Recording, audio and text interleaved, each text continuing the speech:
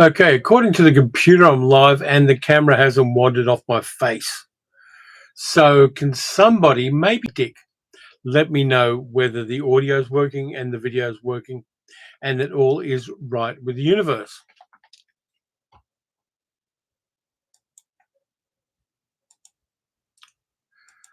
So, yeah, lots to talk about. I didn't get as organized for this live stream as I have for previous ones. And I'll give you the reasons why. One's very sad, one's very dramatic. So we have two fairly good reasons why. FG, how you doing? You hears me fine, so hello. Yeah, hi. Yeah, so lots of weird stuff happening in the world. Just going to finish off my espresso because live streams run on espresso. Yep. So Tom says audio and video are okay.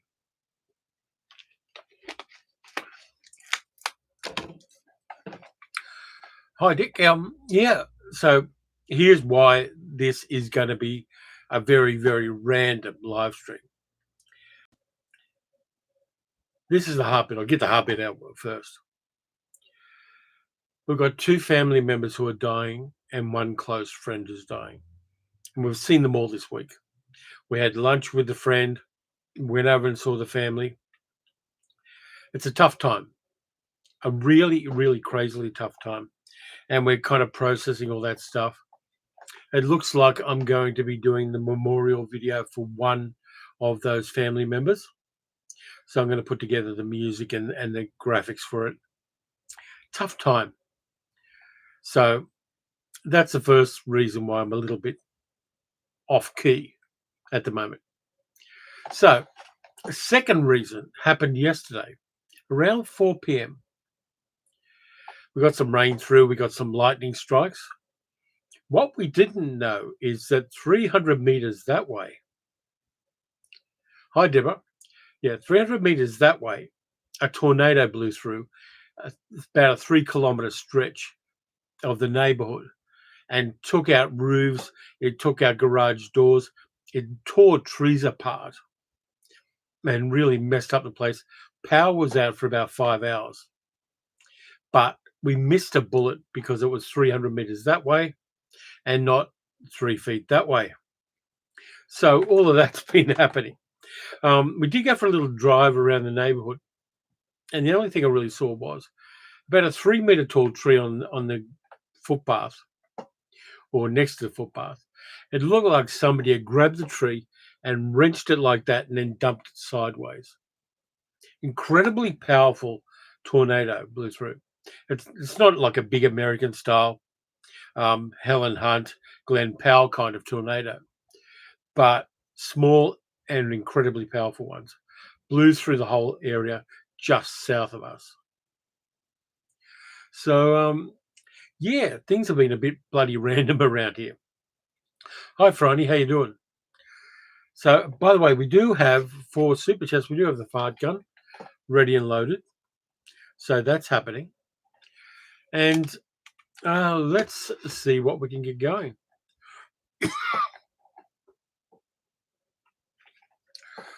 Oh, yeah, Franny, you might like this. Have I got the T-shirt on? No, I've got the other T-shirt on. Up until yesterday, I was wearing my Protect the Dolls T-shirt around, and it generated a couple of conversations with family members, which were good. So, been wearing that, but I'm now wearing a different T-shirt because I've actually changed clothes. So what's happening with people? What's the weather like where you guys are? Because it's looking grey outside, and we're probably going to get more storms through. Hopefully, we're not going to get another tornado, but we are going to get storms through for today. And has the chat frozen? We've got 14 people around, so the chat obviously hasn't frozen. But let's see what we can find out.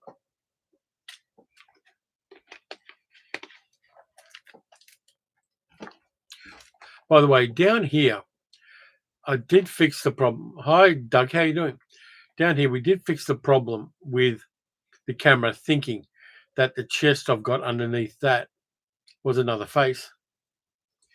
So I've amended that so the camera isn't going to wander, hopefully. Oh, yeah, it's supposed to be 36 today. Is that 36 in real temperature or 36 centigrade? Oh, sorry, or 36 Fahrenheit? Because if it's 36 centigrade, my suggestion will be wear a hat and hydrate. Australian, says Ian. Thank you. Tom says mostly sunny at 56 degrees Fahrenheit. Alexa, what's 56 degrees Fahrenheit in centigrade? 56 degrees Fahrenheit is about 13.33 degrees Celsius. Yeah, we're going to be a little warmer than you are, Tom. It's supposed to get to around 17 or 18 degrees centigrade here today. 36, yeah. Where are you, Ian? Because 36 is a little bit warm, but 36 has got to be either Queensland or Western Australia. Deborah says, pissing down here in Nipaluna, probably snow on the mountain, but no wind. Northern New South Wales, Ian says. Cool. Yeah, it would be, Deborah. You've copped what we just copped with the stereo Alexa sounds weird, says Friday. Yeah, it's like that. I've got it on top of the. Answer your question. Alexa, shut up. It did. Yeah, it's with the bloody tornado that blew through yesterday. Bit weird at the moment, and I'm just kind of realizing how fragile things are, and that what would happen if that had have torn our roof off, for instance. So I've been going through that in my head, which is probably why I got up very early this morning. Ramsar says 66 degrees Fahrenheit, 19 degrees C in West Los Angeles and overcast.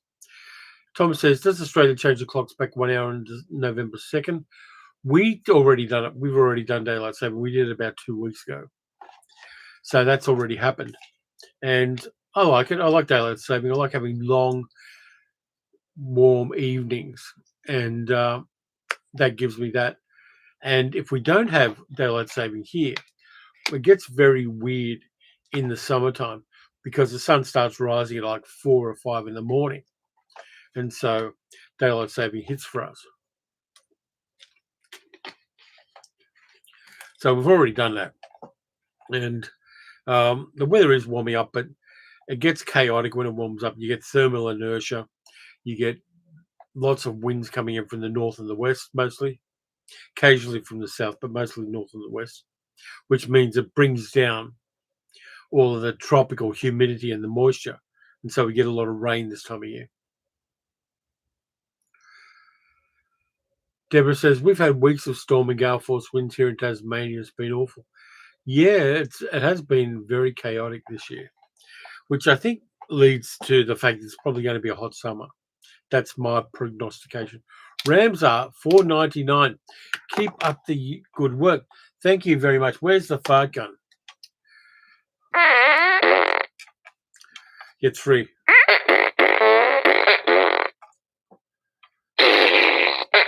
That was a good one. Yeah, thank you, Ramsar. The weather outside's frightful yesterday, and it was weird because the power goes out, and we can't even watch TV, of course, because the TV needs electricity, and we don't have an aerial on the roof. We get it all through the internet, and so my phone was down to like 19%. So I tried to find a power brick. I had candles all over the place. For some reason, the 5G towers went out as well.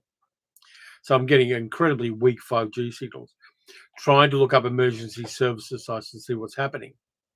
Very, very busy afternoon for us, which is kind of weird. But on the other hand, it is Halloween.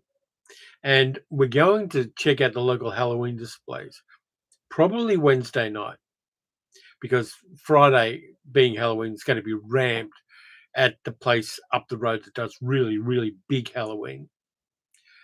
But yeah, so we're going to do that. We're going to have lots of little kitty-sized chocolate bars in case any kids come around on Friday. So we're doing that kind of stuff. We're not decorating the outside of our house because who's got the time or the inclination to do that? But we are going to be part of it as much as we can. Doug says, I was given a huge compliment by one of my subscribers. He said I was a spitting image of me. Maybe it's the beard, or maybe they're face blind, Doug. People are face blind sometimes. I've seen you, and you've got a better shaped head than I have. So there is that. Carol says, clocks went back in the UK last night. Yeah, how far? About 40 years if Nigel Farage had his way. But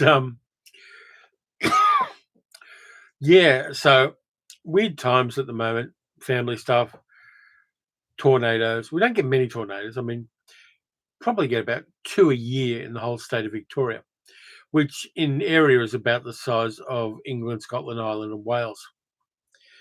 But it is what it is. You just got to kind of wear it. And hey, Nick, an Irishman living in Amsterdam. Cool. So you get Guinness and dope. Yeah, I can see that. Absolutely. Yeah, and absolutely stay woke, Amsterdam. Stay woke everywhere, because I hate the fact that right wingers have stolen the word woke from its original meaning, which Hootie Ledbetter first put onto a record back in the 1930s. It's originally a black thing for, watch out for the racists. And the racists now have co-opted that.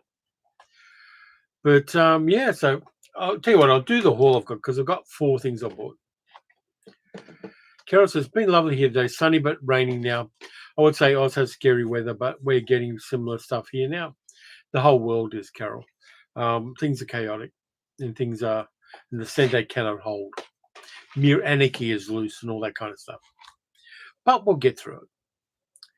Thomas says, the children stop at your house on Halloween night begging for treats? They have done. We had some cheeky teenagers who were like 18 or 19 come around, cute young things in cat costumes and things like that. But we gave them chocolates anyway. I don't think any celebration of any kind is a time to be mean-spirited. If you don't celebrate that thing, don't yuck the yum for other people. So we'll have a bunch of chocolates and things ready, so that if people knock on the door, we're going to oblige, and we're going to be happy for them, and make their day just that tiny little bit better. So that's how we're going to go about it. Quoting Yates, respect. Yeah, I'm self-educated. I'll quote anybody. I mean, I can go from quoting John D. McDonald to SpongeBob SquarePants. I mean, it all gets there. But yeah, so basically, they had this sale on it, JB Hi-Fi, where DVDs, not Blu-rays or 4Ks, but DVDs were 2 for $20. And I looked through the list, and I thought, what do I want to pick up that I don't necessarily have to have in the total sharpest definition, but I kind of sort of want to have copies of? And so I got these for like $10 each. First one I got, and I got this not because of the person featured on it, but because I like some of the movies. Nicole Kidman, Australian Icon Collection. It's got Bush Christmas, which was one of her early movies when she was a sprog. BMX Bandits, which is one when she was a teenager. Skin Deep, know nothing about that. Wilson Burke, which is a kind of comedy about colonization. Emerald City, which is a adaptation of a David Williamson play, where she plays a minor role in it. And Portrait of a Lady. And they're all on separate discs. But I got the whole lot for $10, which shows the high regard Australia has for Nicole Kidman. Yeah, so I thought I picked that up because I wanted some of the movies in it. Emerald City I liked. David Williamson I met once. I was working in a bookshop and he sold him a book. But got that for $10. Let's see. Carol says, we welcome trick-or-treaters here. We get loads. Windows decorated and have 200 packs of sweets and doggy treats ready. Just a big fun. Yeah, absolutely. If you have any sweets left over, send them over. I'll have them. But Tom says, Nicole Kidman was terrific in The Paperboy. Yeah, Nicole Kidman freaks me out these days. The stuff she's had done to her face is kind of disturbing and almost uncanny valley now. She looks like a guest alien on Star Trek: The Next Generation. But I've had that argument with people, and they said I shouldn't say that. Next one I got is a movie. Actually, I've actually talked about this on the channel, but I didn't have a physical copy of it. It's a cute little horror movie, almost a rom-com horror movie from a couple of years ago, directed by Zelda Williams, who is the daughter of Robin Williams.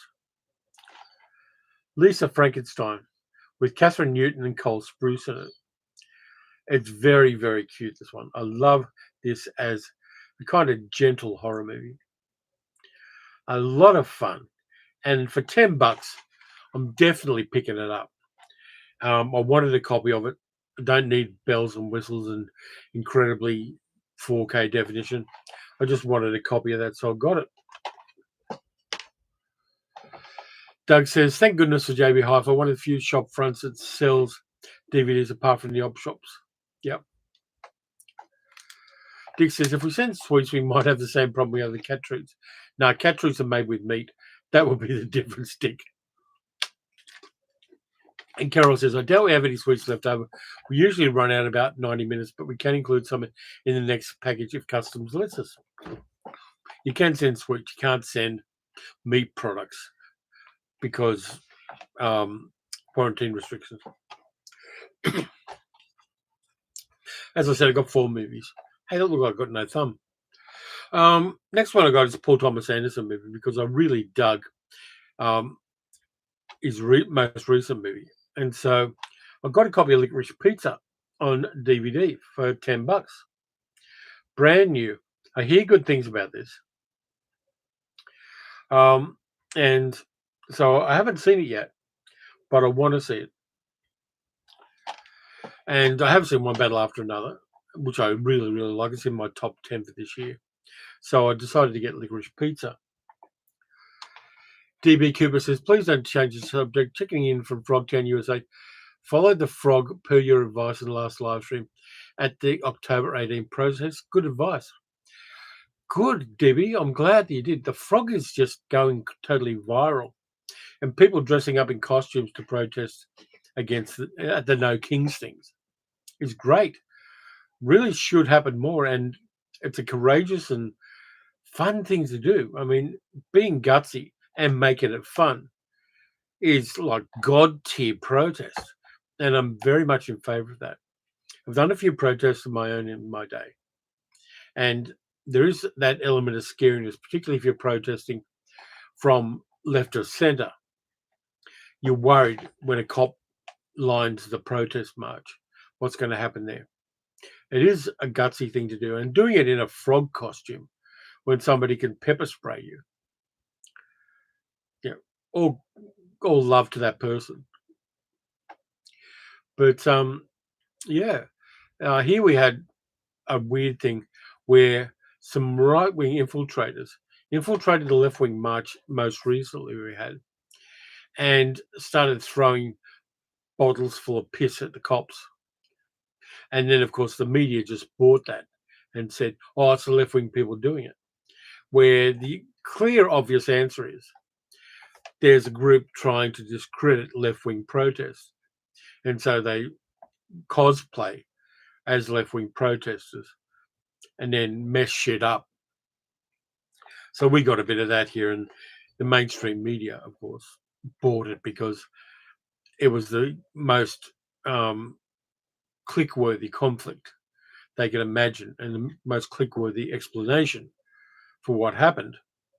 And the police commissioner grabs a box full of rocks and plonks them on a desk at the press conference and says, this is what the lefties have thrown at our police force. Never even questioning that it might have been infiltrators from the very, very extreme right. Hate that shit. DB says the best sign of the day was Trump as a drag queen with the name of Release Into Files. Yeah, I saw that one. That was great. Messing around with them is just fantastic. Veronica says, only picked up DVDs recently. Genevieve and An Officer and a Gentleman. I love Genevieve. It's just such fun, and the obsession the two guys have for their cars is mocked beautifully. I just love it. Ramsey said, I like Nicole Kidman in The Hours, for which she won an Oscar portraying Virginia Woolf. However, my favourite movie of hers is Moulin Rouge. I'm going to disagree with you again, Ramsey. That's the worst of the three Moulin Rouges they've made. I just hate the fact that Baz Luhrmann tends to drift into using the most bloody obvious songs when he does it. The 1920s Moulin Rouge is fantastic. The 1950s Moulin Rouge is heartbreaking. The one with Nicole Kidman bored the fuck out of me. Friday says, a collection of three horrors, The Ghoul with Boris Karloff, House on Haunted Hill with Vincent Price, which just got a new 4K release. Roger Corman's Bucket of Blood, the beginning of the Walter Paisley verse. Yeah, you can't go wrong with Dick Miller. Bucket of Blood is so much fun. Friday says, Escape from New York. Turns out my younger friends haven't seen this. Q gasp was shock from me. You've got to do Escape from LA next. A lot of people don't like Escape from LA, but I do. Friday says, a Night Porter. Yes, shocked I've avoided this one for so long. I've got the Blu-ray of Night Porter. Armin, friend of the channel, gave me a copy of it, the German copy of pressing of it. I already had one, but I passed on the version I had to somebody else. And Friday says, and one I don't know about, but it's based on a Joe Orton play, Loot. The cast is amazing. Richard Attenborough, Lee Remick, Hul Bennett, Milo O'Shea. Loot is good. I haven't seen it for a long time, but I really enjoyed it. My favourite Orton adaptation is Entertaining Mr. Sloan with Peter McHenry, Harry Andrews, Beryl Reid. I love that movie. It's just great. And Alan Price does the soundtrack of it. Ramsey says, disagree on which Moulin Rouge is the best. We can disagree cordially. But even though it was made in Australia by an Australian, I really couldn't love it when I saw it. And the weird thing is, it's all over. Every op shop has a copy of Moulin Rouge on either DVD or Blu-ray. Baz Luhrmann films are being dumped onto the charity market here in Australia at a really high rate. You'll get Australia there. You'll get Mural's Wedding there. You'll get Strictly Ballroom. You'll get Moulin Rouge. They're all in the op shops, and they're flogging them for $1 each. Ramzar said, PTA's Licorice Pizza is a really good one. When I lived in San Diego in the 80s, I used to buy my LPs from a chain store called Licorice Pizza.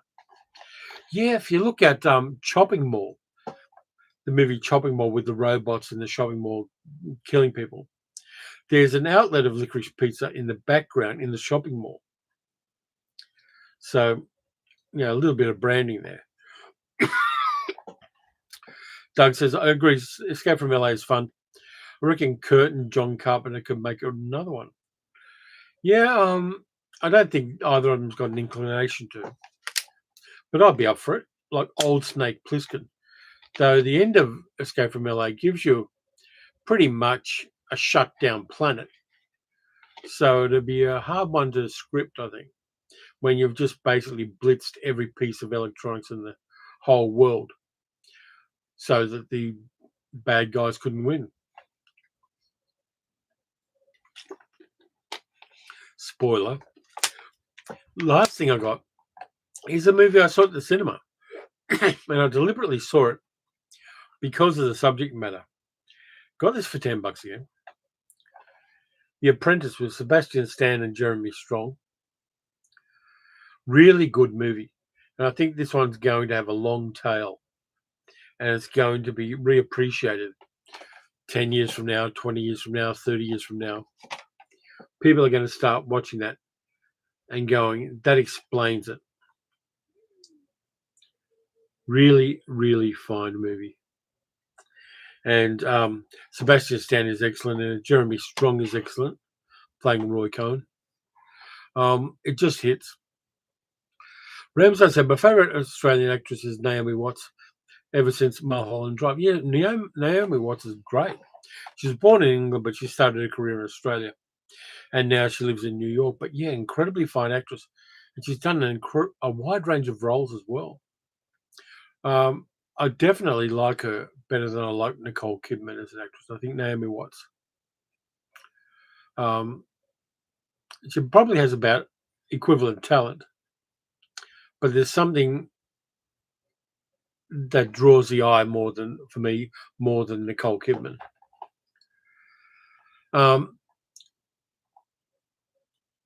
Deborah says, by the way, thanks for recommending Chopping Mall. It was so much fun. It is.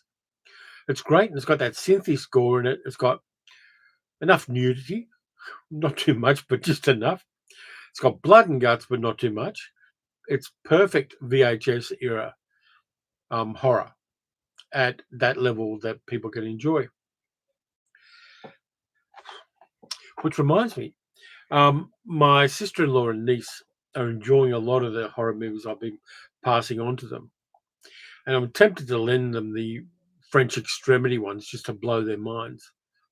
But it was really funny because my niece, actually Sal's niece, but my niece as well, came to a family gathering wearing a Terrifier t-shirt.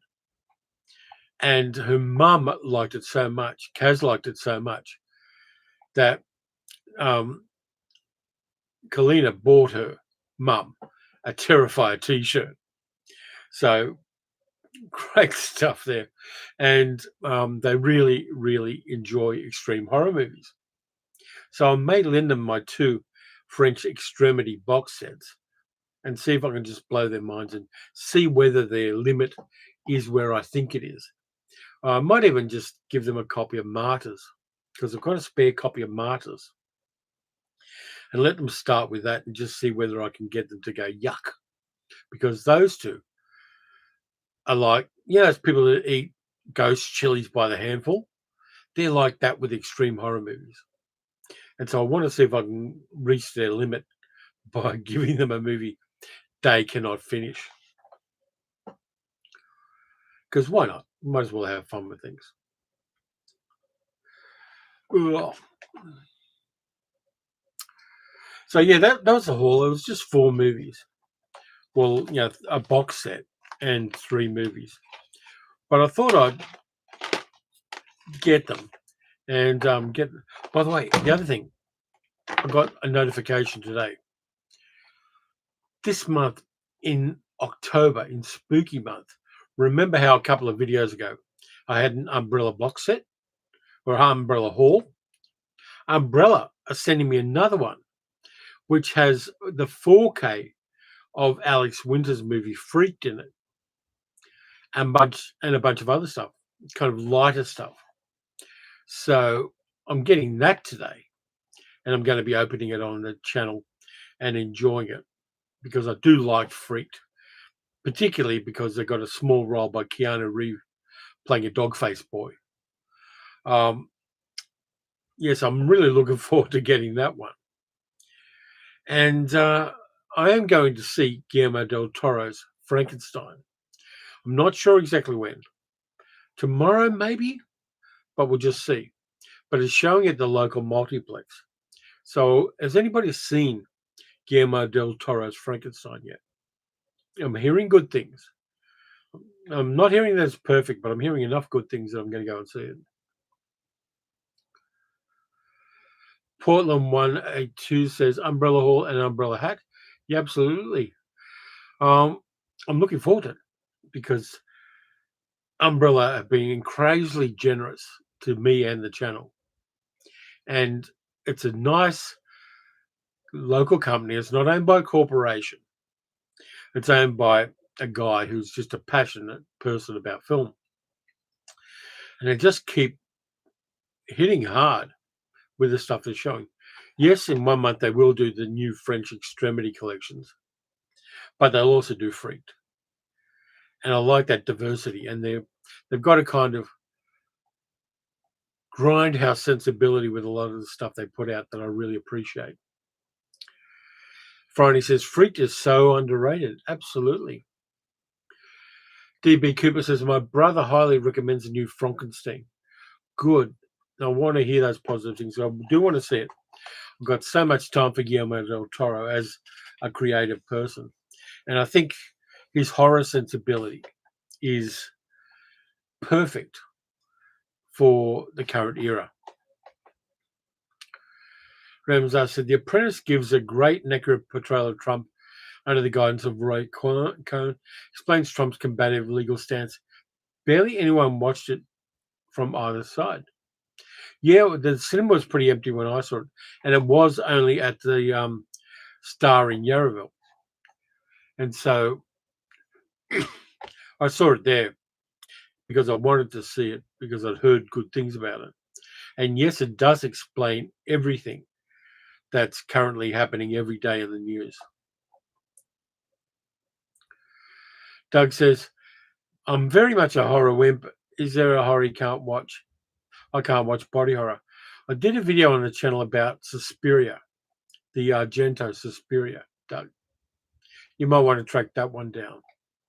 And I've got a long history with that, and it's a kind of interesting one.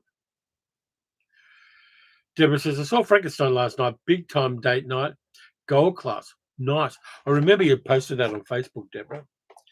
How's gold class in Hobart? I haven't been there. I've been to that small cinema up the hill from the CBD in, I think, North Hobart. I've been there, but I haven't been to any other cinemas in Tassie.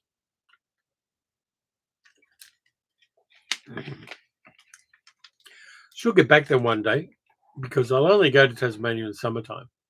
I don't like being cold.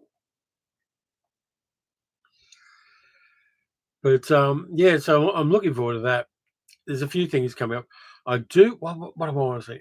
I do want to see the new Catherine Bigelow one, which I think is on Netflix now.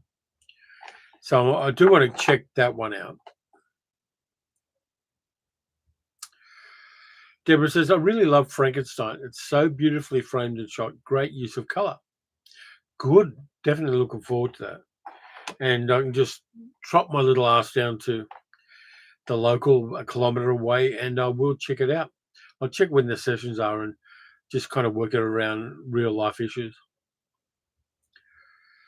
But yeah, so just such an interesting period in cinema we're living through.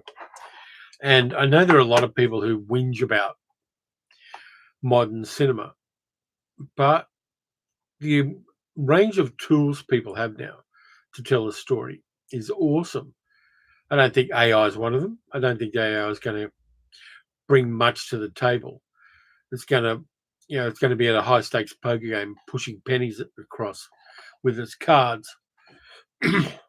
But I don't believe it. I think handcrafted is much better. The way human beings think and the way all of our life experiences feed into what we do, even if it's just a YouTube channel like this. The videos I do wouldn't be anywhere near as complex and spiky and prickly as they are if I didn't have the life experiences I have and the beliefs I have and the predictions I have for the future and the knowledge of films I have of the past.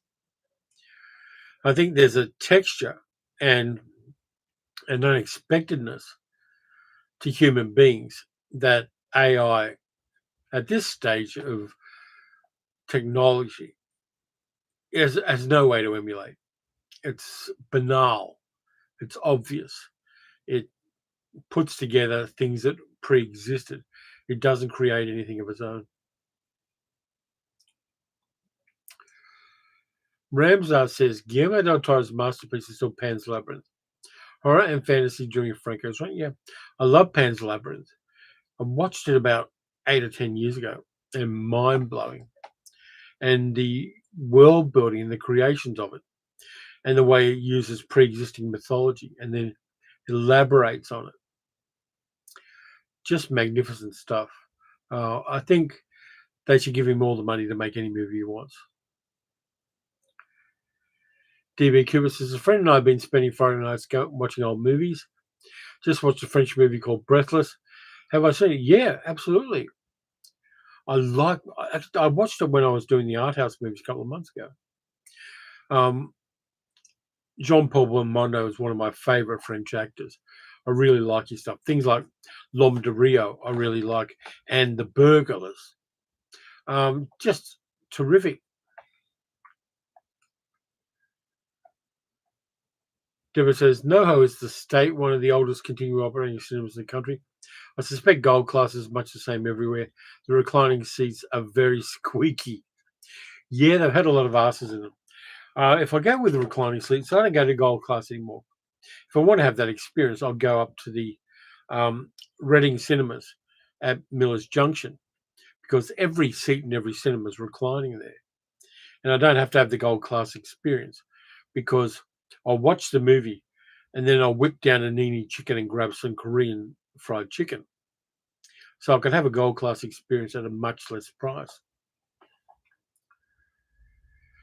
Deborah says, and I have an adolescent sense of humor. Yeah, well, that's a good thing. At a certain extent. But yeah, fart jokes are good, which is why we have the fart gun, as Ramsar found out. Yeah, adolescent sense of humor work as long as they're not mean-spirited, I think. D. Lee says, the recent film festival, I had Holy Boy, an Italian horror that has an influence on the Midwich Cuckoos, and It's a Good Life, with a Stephen King feel. Worth a look. Thanks for that. I'm going to write that down, because Middle-Aged Geek Girl is still sleeping at the moment. She had a late night with all of the family things we've got at the moment. It's been quite rough for her. So her sleep cycle's a little bit whacked. So I'm writing down the Holy Boy. Thanks for that, Dealey. Yeah, so I'm actually doing a video. When will I do it for? It'll probably come out next Monday, which will be the movies that I've watched this month. And there have been some weird and wonderful ones. I'm not going to tell you what they are, because you can go to my letterboxd if you like and find it. And I'll send you the link to my letterbox, which is why I've got it up here. So you can check out what I've been watching and get ahead of the curve. There's the letterbox link.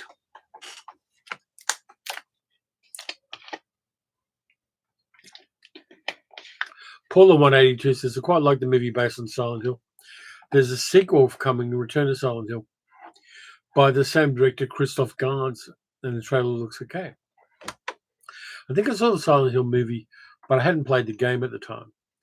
So I might check the original out, and then I'll check the most recent one.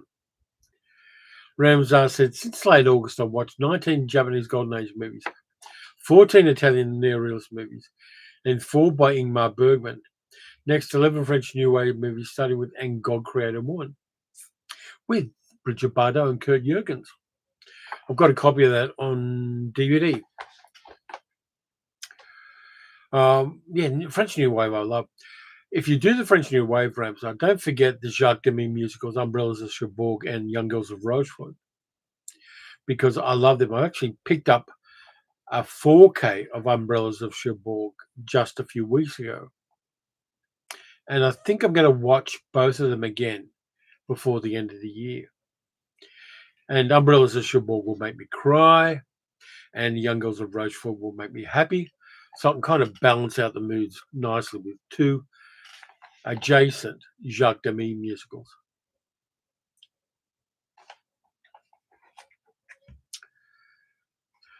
I wish I'd made another coffee. I should have made a big cup of coffee instead of just an espresso.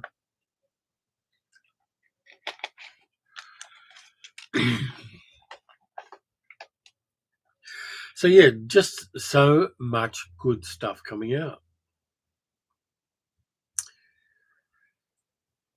D. Lee says, Del Toro's Frankenstein is a nice epic that gets a bit Tim Burton-y in places, i.e. the scene with the creation of the monster. I think that's inevitable with that.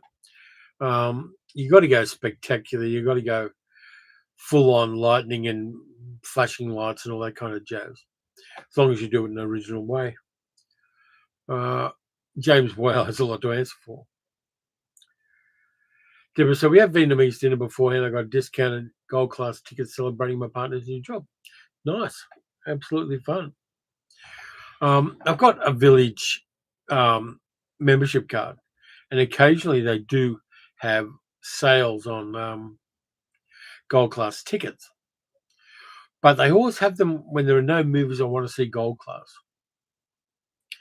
So there's a little bit of a thing with that. And also, if I want to just see a movie at the village cinemas, my film critics association card lets me see them free.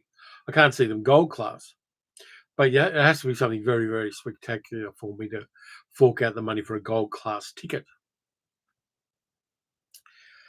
Deborah says, Umbrellas of Cherbourg was one of the first French language films I ever watched. I love it. Absolutely. I think if you don't have a tear in your eye at the end of the Umbrellas of Cherbourg, you're probably either a robot or a lizard person. It's just one of those movies that just touches all the bases of emotion, and it's a masterpiece for me. Remzar said, The Umbrellas of Cherbourg is a fabulous musical, and I watched it last year or so. It is. It's just incredible. And it has that kind of passion of youth.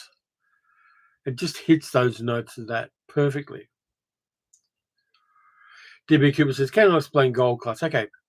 Gold Class is a posh tier at our local cinemas. There's usually a separate Gold Class area in a multiplex. Not all of them have it, but some of them do.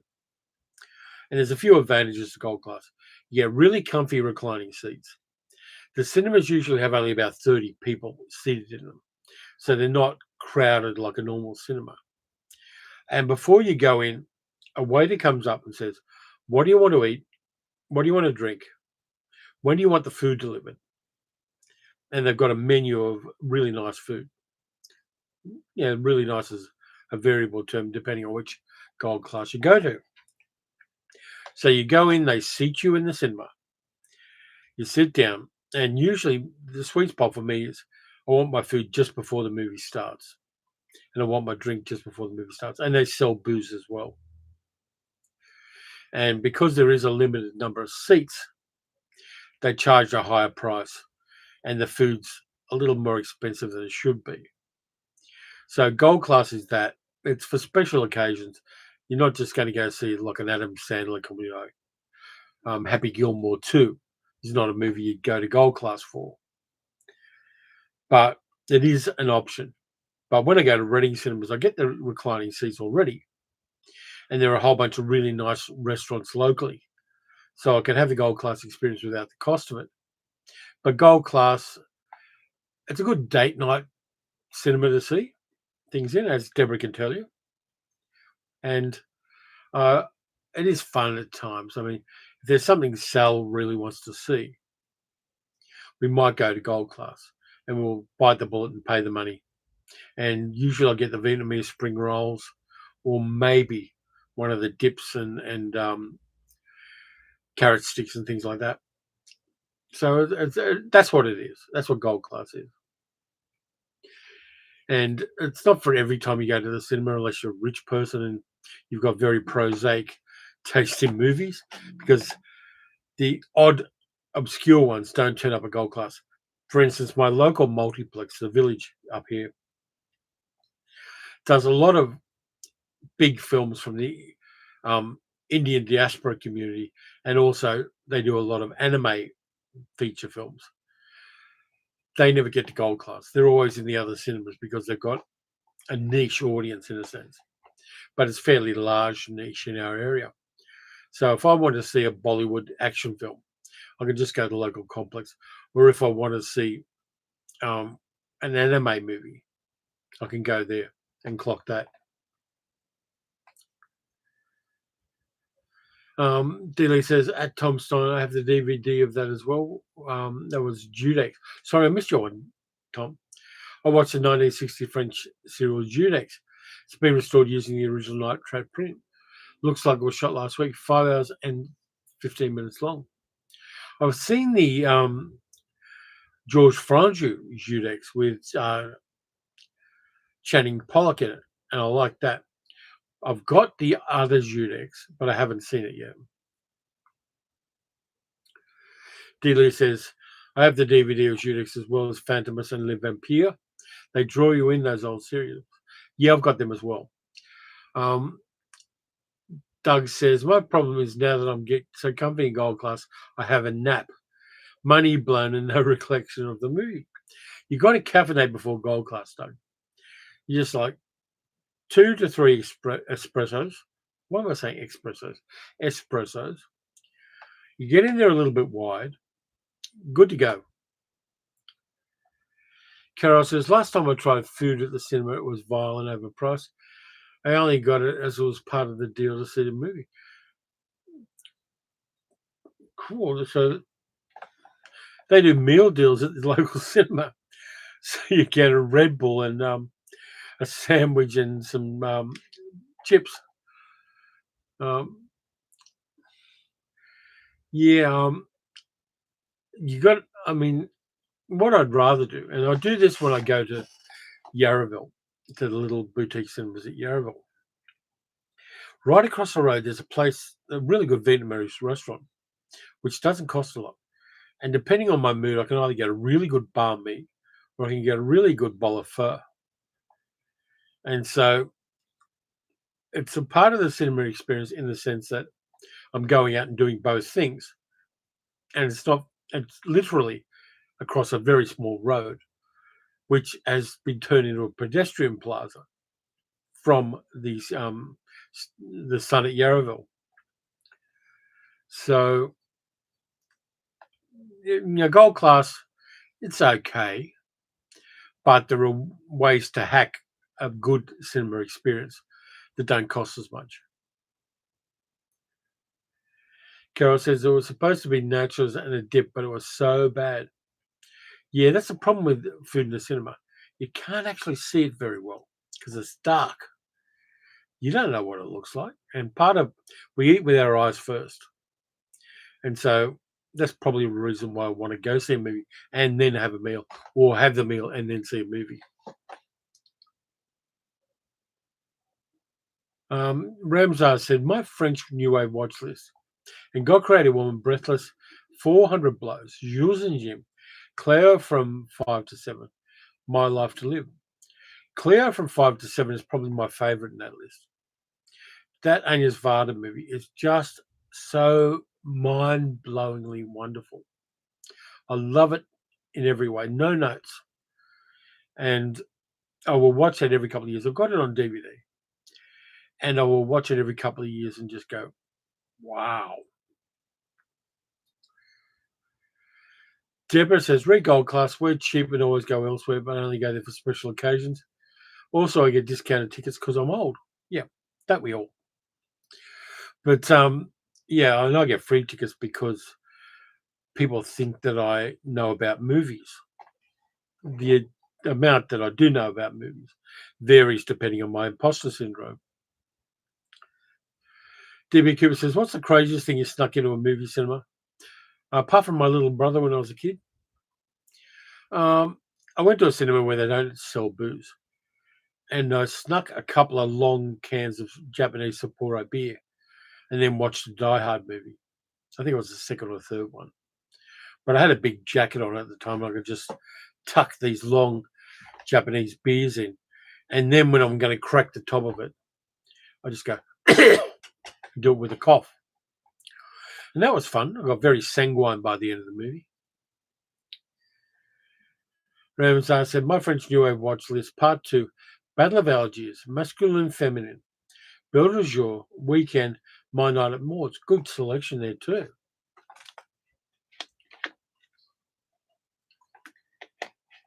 You're going to throw Alphaville into the mix? Because I think it should be there. But yeah, so going out to the cinema, I don't tend to snack when I'm watching movies. I did when I was a kid because, you're constantly fueling the beast when you're a kid.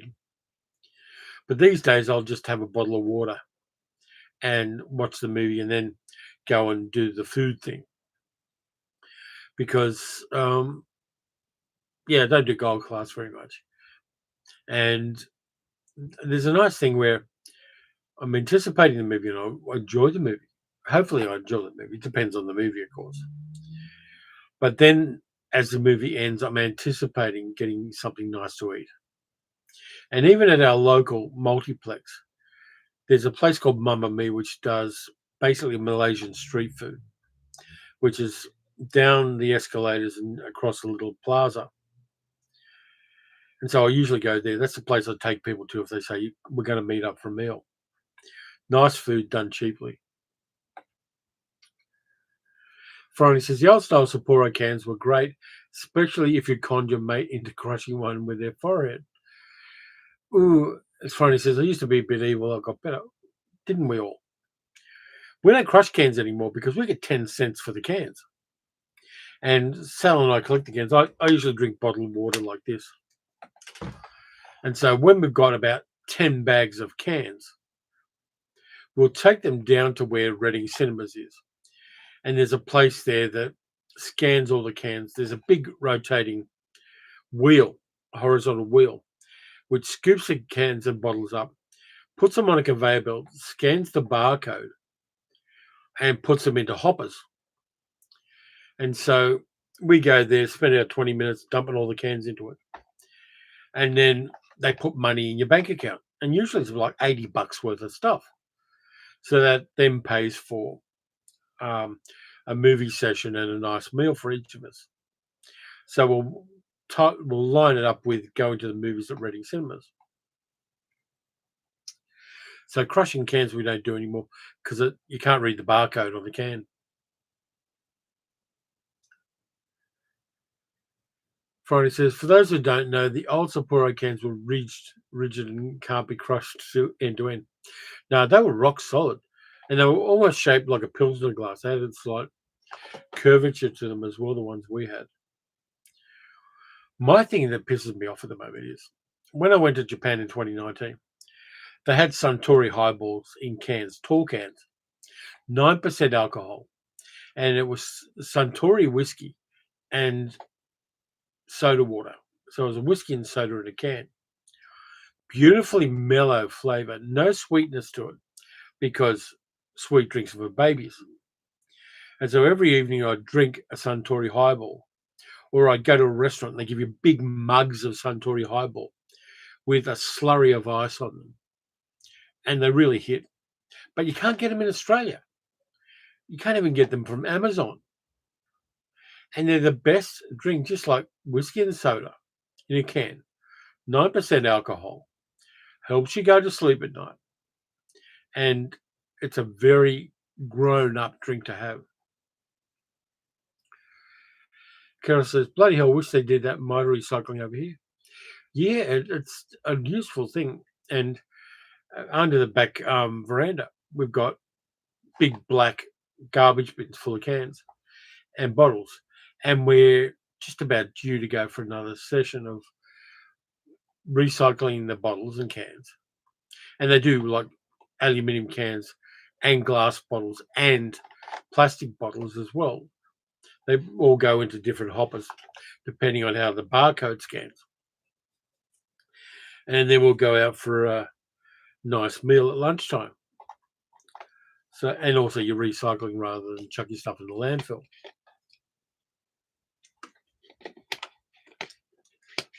DB Cooper says, back in the 70s, my dad used to sneak bottles of beer into the theatre. Throughout the film, you'd occasionally hear an empty bottle tinkling down the front under the seats. We used to do that with Jaffas. Jaffas were these lollies which were chocolate in the middle, and then there was a candy outer coating which had a vaguely orange flavour. And Jaffas were great, but occasionally people would drop their container of Jaffas, and you'd hear them roll down the wooden planks in the old cinemas from back to front as somebody lost their Jaffas. And there were also mean-spirited kids. If another kid had Jaffas, you'd bump them. So all their Jaffas would spill on the floor and just rattle down the center of the seats. And I'm sure there were like gutters down the bottom where they just collected Jaffas.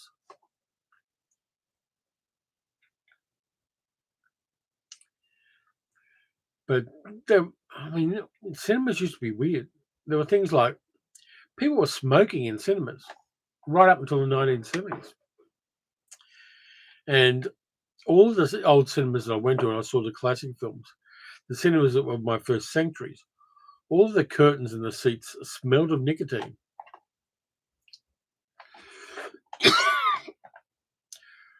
Ramsar said, watch Picnic at Hanging Rock, mesmerising, great cinematography and Survivor Guild. Australian New Wave movies, Wake and Fright, Walkabout, and Newsfront. Newsfront's my favourite Australian movie. Picnic at Hanging Rock. I can drive to Hanging Rock in about 45 minutes. It's just like across town, across the countryside from here. It's about, 50 kilometres away. Nice place, but it's not spooky at all. It's just a nice outcropping with a pathway walking up to the top of it now. Carol says, here we have 2 bins, one for normal rubbish and one for recycling. They collect them once a week, alternating between them. If you put something in the wrong one, they won't take the bin, and we have to pay. That's fascism. We've got 3 bins. We've got general rubbish, we've got recycling, and we have green waste. So you can put all your lawn clippings and bits you cut off your trees and stuff into the green waste bin. Every week, the general garbage gets collected. And alternating weeks, you either get the recycling or you get the green waste collected. And the green waste all goes into a mulcher, and the local council gives away the mulch. So if you need mulch to put in your garden beds, you can go to the local council and basically put it up in the back of your car and shovel mulch into it for nothing.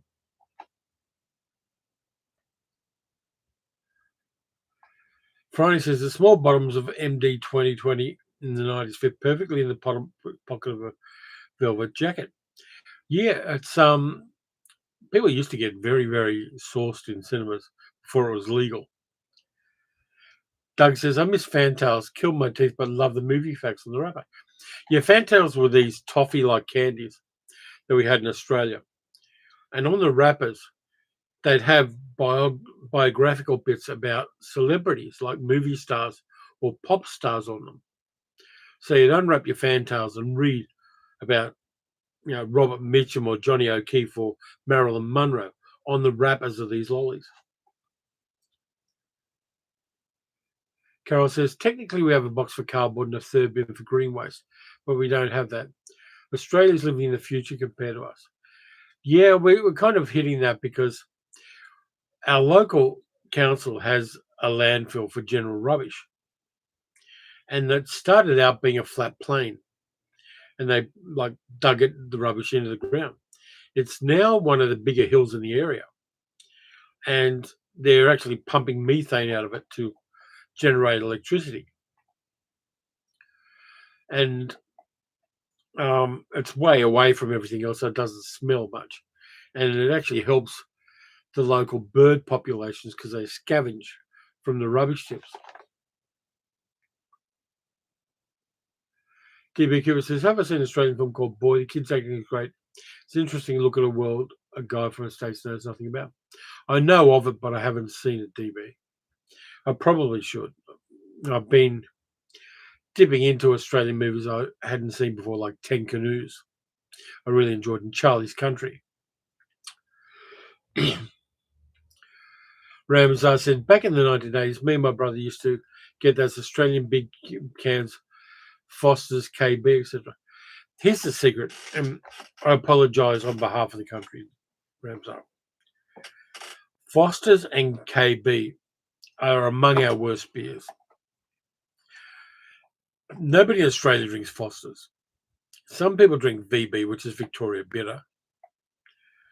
And some in Queensland, they drink 4X, which has got 4 X's on the can because Queenslanders can't spell beer. But they're all vile beers. They're all undistinguished lagers.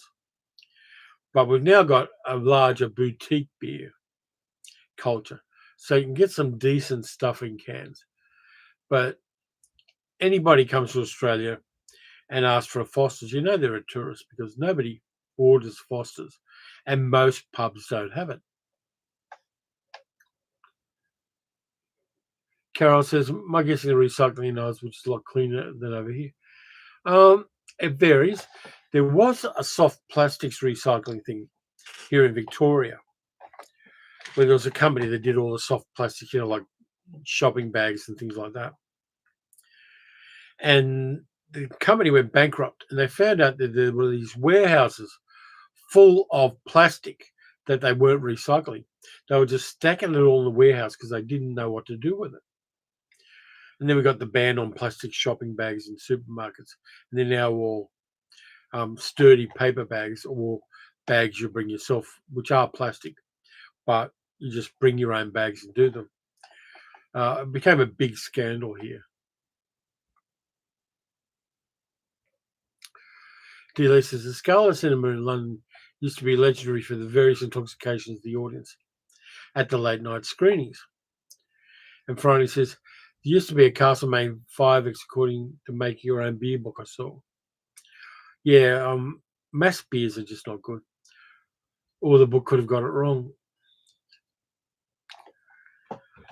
Carol says that brings back memories of adverts for Foster's and Forage. Yeah, it was what we passed off as Australian beers to people who didn't know any better. I've actually done this on the channel a long time ago, but I'll tell you a couple of my going to cinemas with intoxication stories. There was a little cinema called the Mandarin in Sydney down on Pitt Street, which was just like a shop front, really, that had been converted into a cinema. It was like an old school, early 20th century shop front, so it was quite wide. And they turned it into a boutique cinema. And there was the one cinema in Sydney that was showing Giant Spider Invasion, which is a horrible movie. It's bad, but it's laughably bad. And at the time, the Mandarin was taken over by a bunch of young guys who were trying to make a go of it, and they liked movies and wanted to show movies. And so there's like 5 guys who run this place. And so they thought they'd zhuzh up the viewing of Giant Spider Invasion. And so we're watching Giant Spider Invasion. It's like 20 people in the cinema. It's a 60-seater. So we're sitting there watching it. And then there was a sloping carpeted area going from the screen down to the first row of seats. And from the corner of the curtain, a guy in a spider suit crawled out across this slope down towards the seats while the movie's going on. He's dressed up like a spider. I'm having a good time. I'm going, shit, that's good. I like that. That's so funny. Somebody further down towards the front than me freaked out. I think he was on drugs or he was drunk. So this guy screams at the top of his lungs at this guy in a spider suit crawling down, stands up, runs at the guy and starts beating the shit out of him. And the poor guy in the spider suit's getting pummeled by this geezer. And everybody's just like pulling this madman off the guy in the spider suit. And they threw him out of the cinema because he freaked the fuck out and couldn't handle a guy in a spider suit. I definitely think he was fug drugged. But it makes it a memorable movie experience. But the poor guy in the spider suit was kind of okay, but he was bruised to hell by this maniac pummeling him.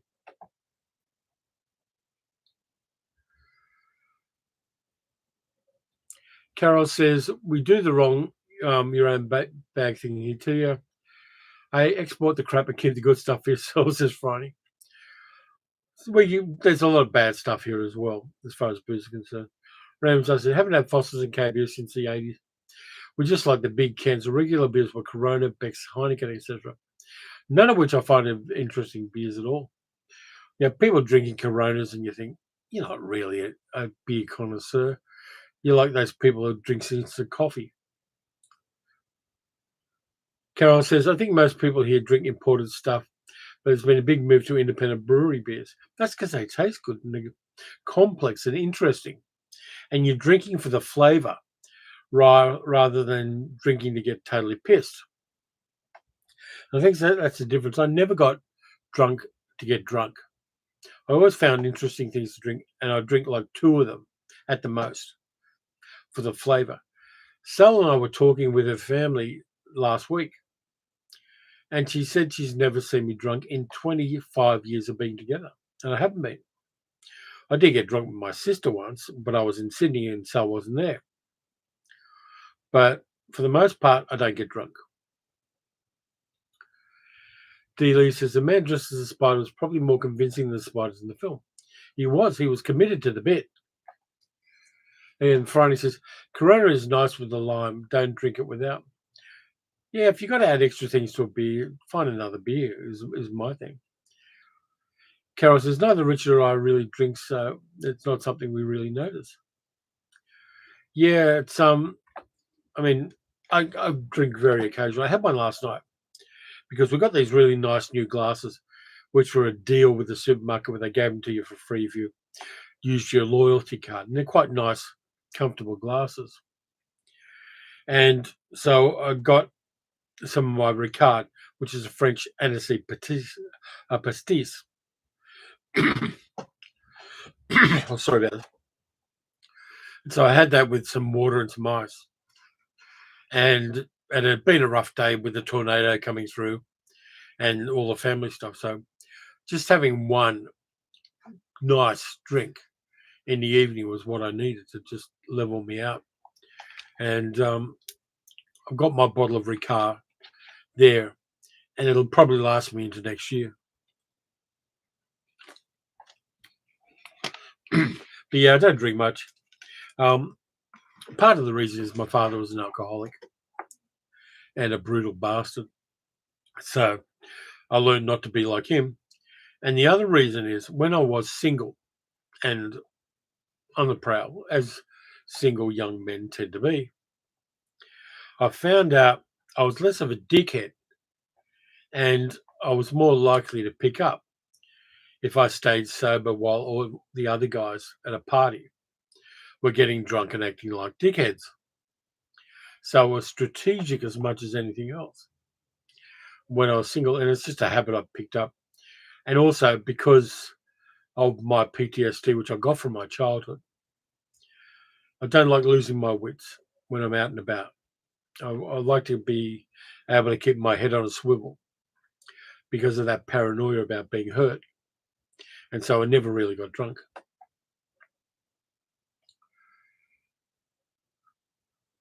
Friday said, I'm sorry, go get just a frog in my throat.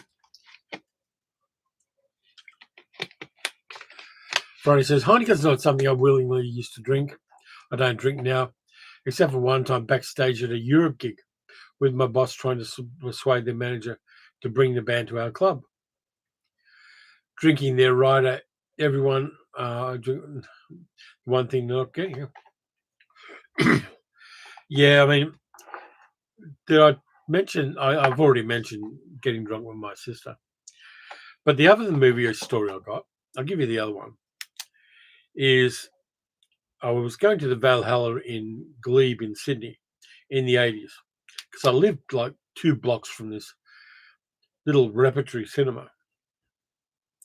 And it's a midnight session, and midnight sessions are the way to go.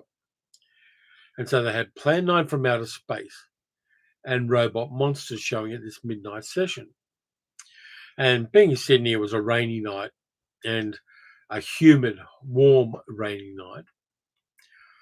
And so we all get into the cinema, and it's pretty much almost kind of sort of packed in the cinema to see Robot Monster and Plan 9 for Outer Space. So around the time VHS was just coming in and people didn't own copies of these movies. So we get in the cinema, ready to watch these 2 totally shit movies. And a guy dead center in the front row pukes up all of the booze and all of the food he's eaten for the last 3 weeks all over the floor. And the smell, because it's a humid night and it's a warm night, wafts over the rest of the audience. And so they delay the start of the film. Poor bloody ushers come in with the mops and buckets and clean up as much as they can. But the smell lingers. And so we watched Robot Monster and Plan 9 from Outer Space with a giant semicircle of seats around the front that were empty because nobody could bear to be that close to where the guy vomited. But it added an atmosphere to these bad movies to have occasional wafts of coming at you while you're watching them. But another reason not to drink, of course. But this guy got thrown out. And I think I went back a week later and the smell was kind of sort of still there.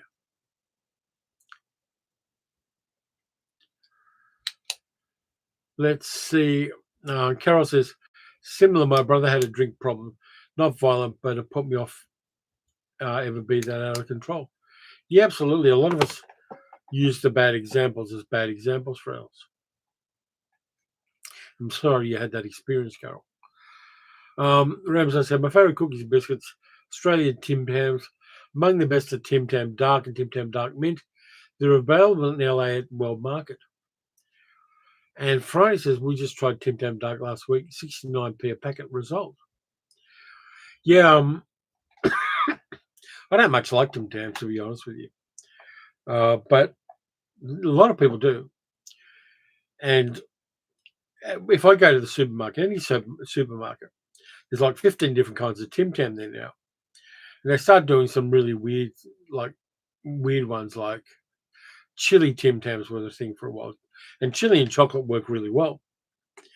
Them I kind of liked, but I didn't like them enough to go searching for them. But occasionally they'll bring out new flavors of Tim Tam. They do orange flavored ones and all sorts of other things.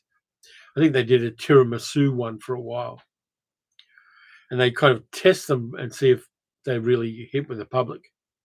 And then add them to their repertoire of Tim Tams. They're kind of like the way Kit Kats are in Japan, where you got 87 different kinds of Kit Kat in Japan. And every Sapporo season, they bring out Sapporo-themed ones. There's always matcha Kit Kats. So Tim Tams are like that for us. Doug says, the smell of vomit lingers horribly. It does. And Tom says, never step into an empty subway car. There's a reason why nobody wants to be there. Yeah, that reminds me. I was on a train in the northern suburbs of Melbourne in the 90s. And there was a really unfortunate guy who obviously had mental health issues and was unhoused.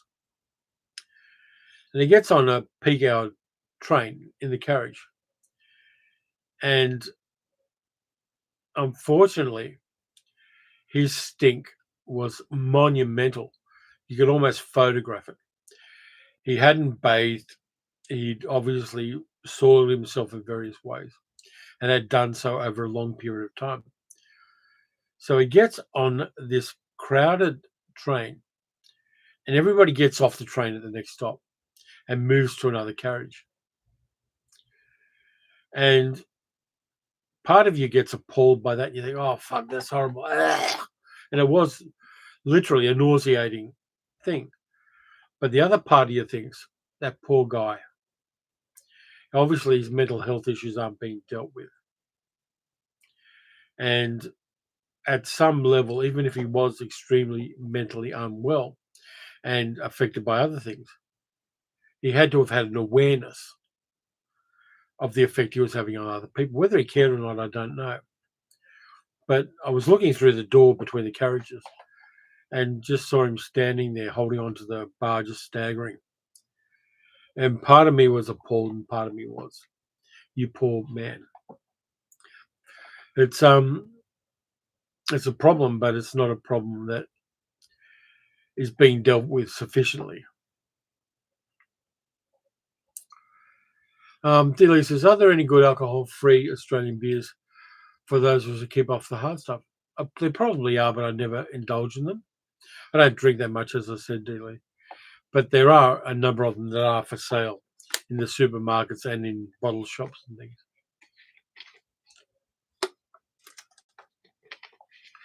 Doug says, funny how times change. I remember being teased by my family for not drinking as much as them. Yeah, that was a thing back in the day, where if you didn't drink, I mean, I went to parties and people would go, here, have one of these. I go, no, thanks, I'm not drinking. They go, what's wrong with you? And I got a stock answer to that, which was, I make my own decisions. There was a kind of peer pressure to drink, that I never really bought. I didn't yield to that because I didn't want to, and I saw no reason to. And if somebody's that aggressive, I'm not going to get drunk with them anyway. Franny says, better than a penguin, which it can't be called chocolate and chocolate flavoured, as the new American owners have cut the cocoa, ostensibly over price issues. I've eaten a penguin. Penguins are kind of okay.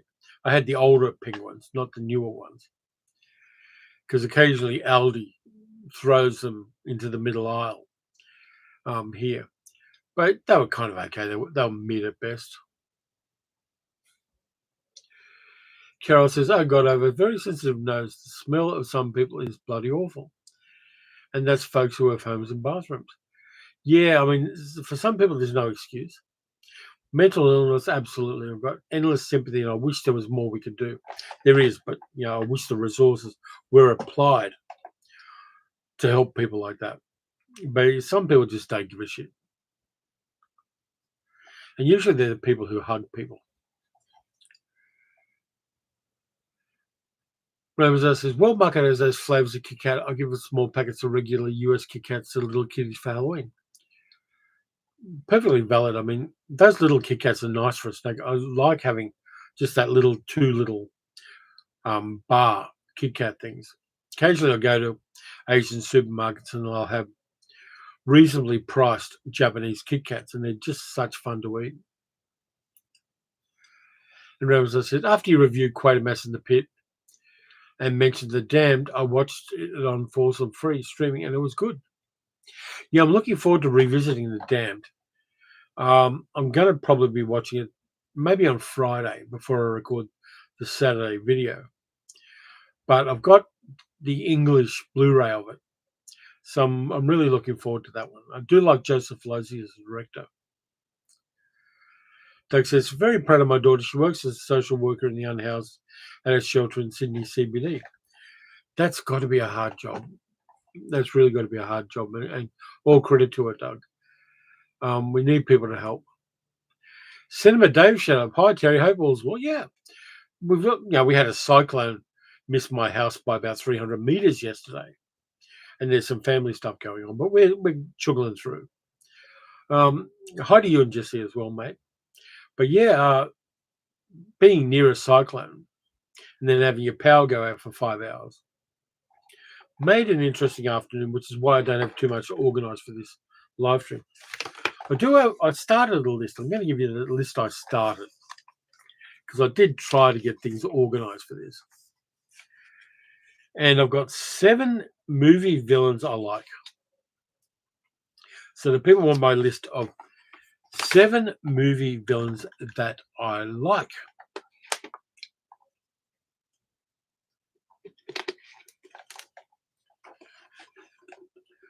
And I'll wait for that because I'm resting my voice just the tiniest bit. Dave says, glad you're safe and well. Tom Stein says, I love Shirley Ann Field in The Damned and Saturday night and Sunday morning. Shirley Ann Field really rocked those capri pants in The Damned. I think she was an okay actress, but more a starlet than an actress in a sense. But yes, anyway, I'm going to start my list anyway. Grab a pen. First movie villain I got for you is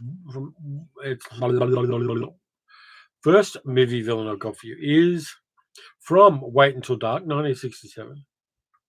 Alan Arkin playing Harry Road Jr. from Scarsdale. He was like a beatnik psychopath in that movie, which I totally love. And it's also one of Stephen King's favourite movie villains. Oh, I could tear that off, okay. So, has anyone seen Wait Until Dark? With Audrey Hepburn being monstered by Richard Crenna, Jack Weston, and Alan Arkin. Fantastic movie. Made into a stage play. It may have been a stage play first.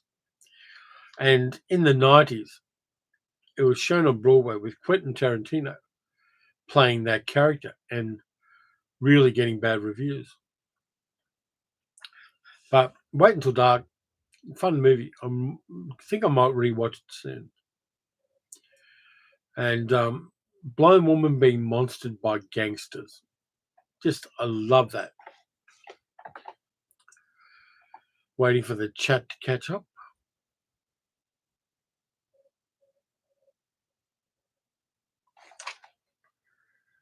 How are we doing for time? Oh, yeah, not too bad. So I'm just going to blow my nose. I know it makes a noise, but I apologize.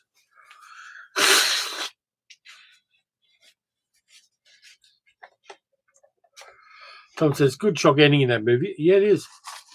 Where she manages to get rid of all the lights in the apartment, except one. Next one was from a recent release too, or a movie that was. Hi, Dean. How you doing? Second villain I like in movies, Jafar, played by Conrad Veidt in Thief of Baghdad in 1940. A wizard who can conjure up a storm at sea and is lusting after the princess really hard. And Conrad Veidt really, really plays it well, and he does it all with intonation and facial expressions. Beautiful villain, one of my favorites. I like the fact that Sabu eventually gets him with a crossbow. But that's my second one. Really, really nuanced and lecherous in a very subtle way for a 1940s kids film. Gonna drink some more water now. Not that I'm dehydrated, but my throat gets a bit sore. Dean said, oh, remember, Dean, you're on a cruise ship somewhere between Busan and Japan. You're in Godzilla territory there. Gojira. You're probably going past Monster Island. Deborah says, Wait Until Dark is excellent. I should rewatch that. Yeah, it's fun. It's got some nice direction too and nice editing. But yeah, Dean is in kaiju territory right now between South Korea and Japan. Nice one. You on a ferry? Are you on a cruise ship or a ferry there? Because I know they do ferries from Busan to Japan as well. Third villain. I'm not going to only make it guys because that wouldn't be fair. Wendy Croy from The Last Seduction, played by Linda Fiorentino. That character is just so rock solid, sociopathic. She plays all the men off against each other in the best possible way. She's smart. She does such good social engineering around the guys. Beautifully directed film by John Dahl. And I think I've got a copy of The Last Seduction. I have to check. I'm going to check my list and see whether I've got a copy of The Last Seduction because I'm fairly sure I have.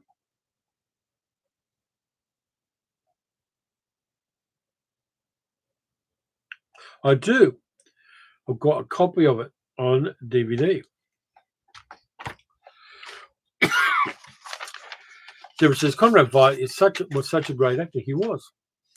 And Delia says Conrad Veidt, great man off screen, stood up to those real life villains and Nazis. Yeah, made money by playing Nazis, but because his wife was Jewish, he fled Germany and then showed what villainy they had by playing them really, really well in movies.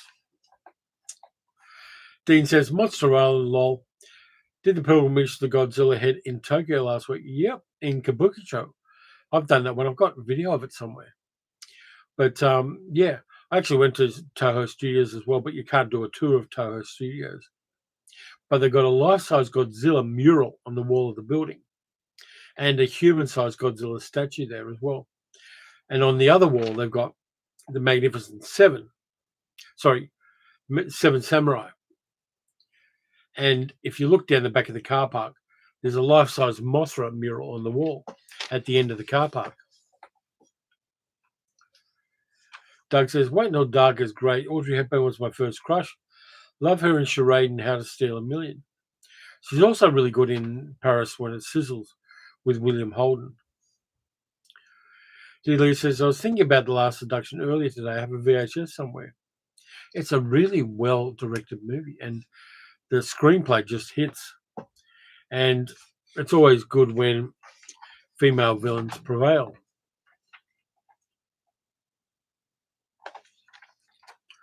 So that's the first three.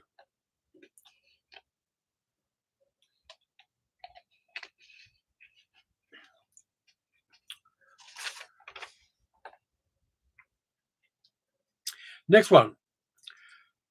It's a very recent one. Stephen Lockjaw, played by I've gone blank. Sorry, this is early in the morning for me. In One Battle After Another. Why have I gone blank? That's horrible. That's horrible on a live stream. Sean Penn. Sean Penn playing Stephen Lockjaw in One Battle After Another. And Sean Penn gives us a new and different kind of toxic masculinity with that character. And just such a bastard. And him at the end of the film, where he thinks he's won, but he hasn't won. And my tummy's rumbling now. He's just fantastic. Dean says, Henry Mancini score for Wait Until Dark is Still Haunting. Yeah, it's a really interesting, complex soundtrack as well. Ramsey says, looking forward to Dan Trachtenberg's Predator Badlands. He gave us Prey, which is the best Predator movie since Predator. This is like Predator Killer of Killers. Yeah, I've seen them both. Yeah, thank you, Delia. It is Sean Penn. Yeah, I'm looking forward to that as well. It looks like it's going to be fun, and it links up the Alien universe again with the Predator universe, which is kind of cool. The trailer looks fun, so I'm going to see that at some stage. I may well review it for the channel. Might be interesting. But yeah, Stephen Lockjaw in One Battle After Another is just such an asshole with a singular lack of self-knowledge. Thomas Stein says, Sean Penn has not aged well. He's a smoker. Smokers don't age well. They're basically tanning their face with cigarette smoke. And it always has an effect. That's why a lot of 50-year-old classic film actors suddenly look rough as guts. Bogart did, for instance.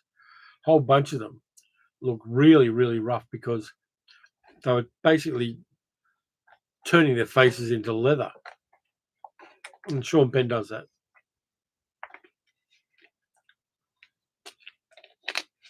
Having said that, he's incredibly fit.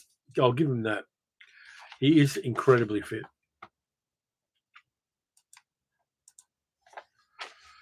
Next one, can't go past this one. Christoph Waltz as Hans Lander in Inglourious Bastards.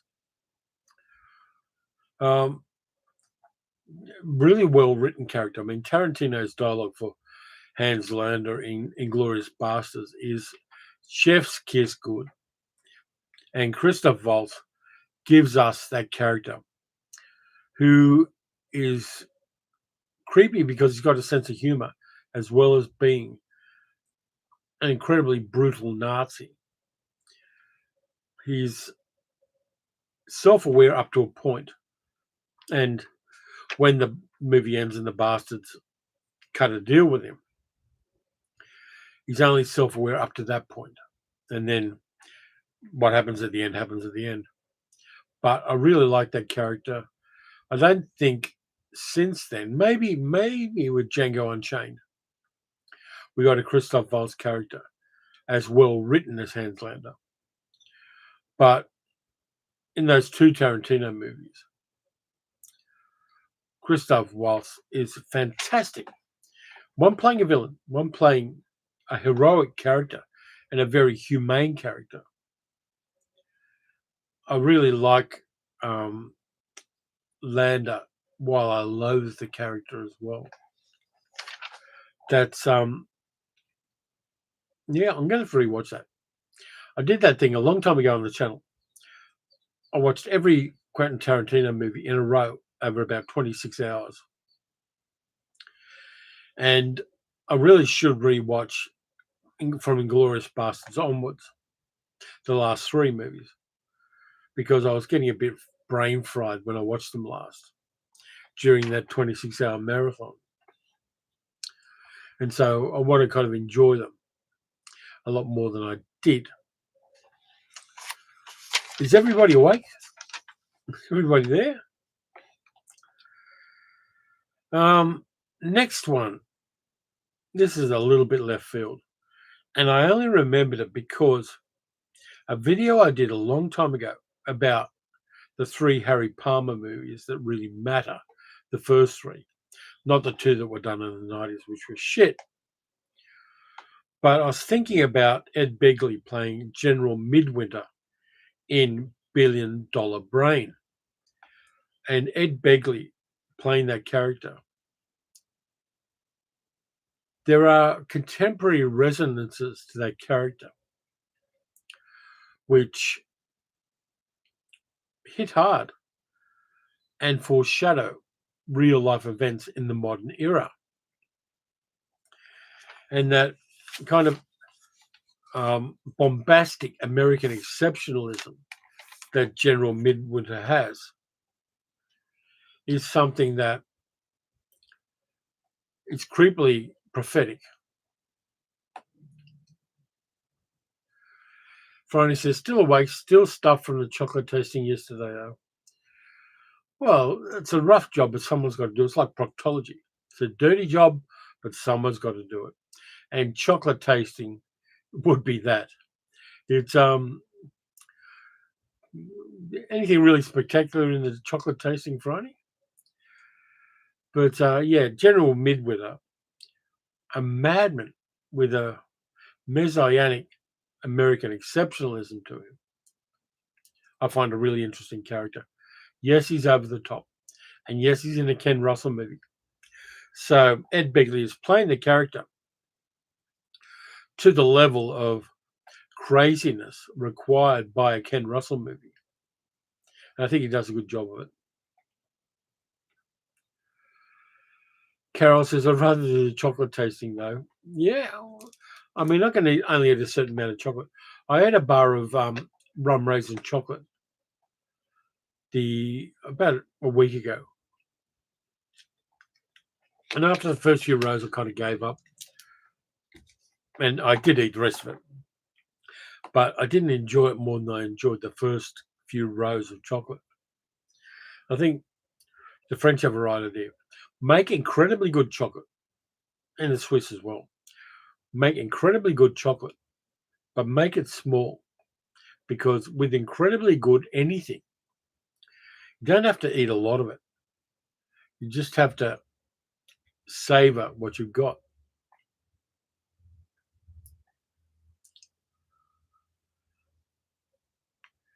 Carol says, not a job I could do for real, though. Too many allergies.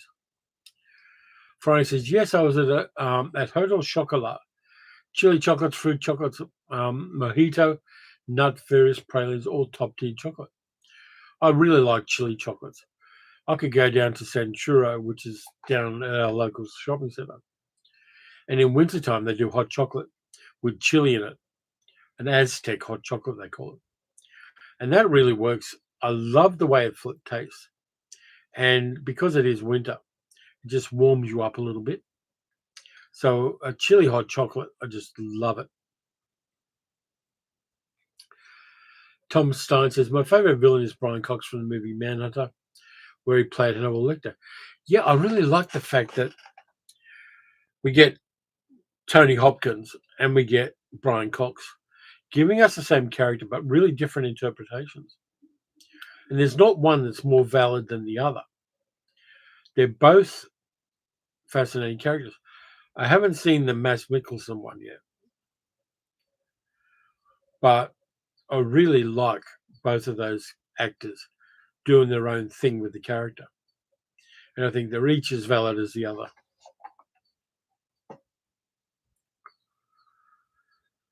Rams, I said, a lot of law enforcement recruits in the US aren't fully vetted mentally suffering from PTSD during the Afghan and Iraq occupations. LAPD has a big shortage of LEO.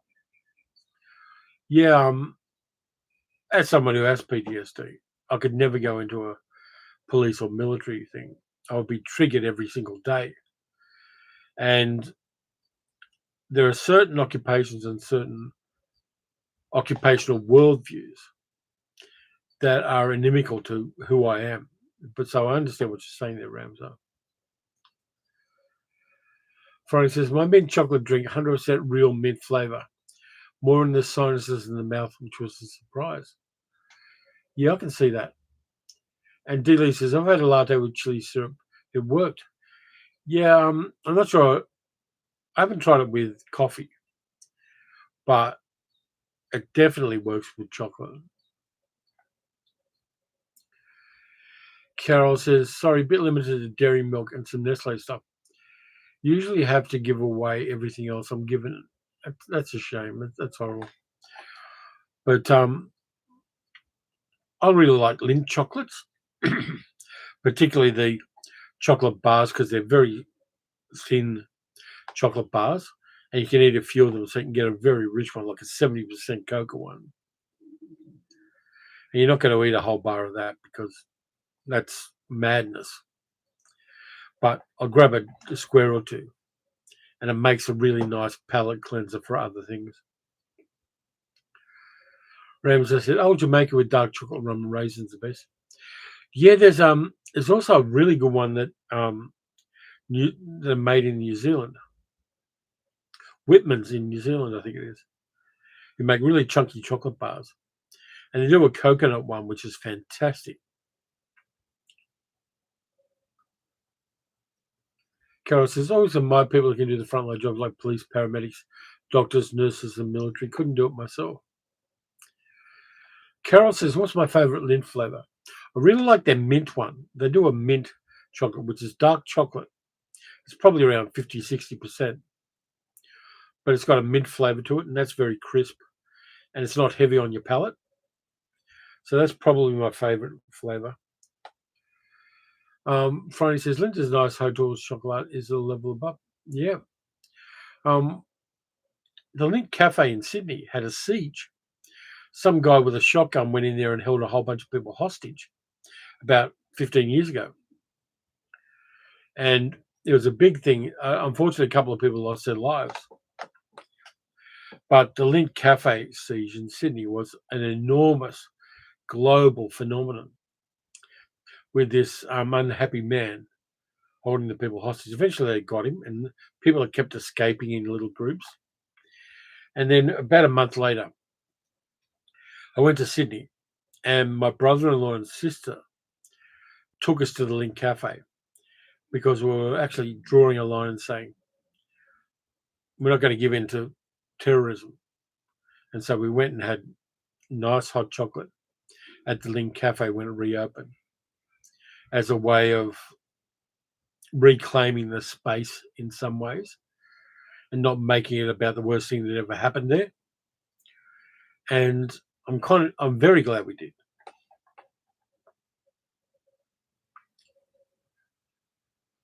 Carol says, sorry for the phrasing, but balls or bar mints. I like the really thin chocolate bars that they do with the Lindt because I can have a little bit of it, chuck the rest in the fridge and have it later. It really does become, rather than binging, which is what a lot of people do with chocolate, just having a little bit of really fine, smooth chocolate is what works. Roger says, try and get a sumptuous advent calendar of the holiday season, but best one was a luxury chocolate every day, 12 days of yumminess. Yeah, that works. I think what I need to get is an advent calendar with Criterion Edition movies in it. And every day there's a different really good film I haven't seen yet. It'd have to be curated for me. But that'd be a good advent calendar to have. I do kind of like whiskey advent calendars. I had one of them once, I think. And you get a different whiskey and you kind of learn whiskey tasting by having a different one every day for 12 or 24 days. It's a good way of teaching people about quality things. Carol says, I think we have both a Lindt and a Haribo shop in the Ashford outlet. Oh, Haribo are great. I'm hearing good things about Haribo bananas, but I'm having trouble locating them. Haribo bananas. Dean says, Mozzarella is interfering with Starlink on board the ship. Going to have to say good day, Wildcat. Thanks, Dean. Thanks for being the first person to be part of the live stream in Kaiju territory. Enjoy the rest of your trip, mate. Make sure you don't get food poisoning and just have a good time.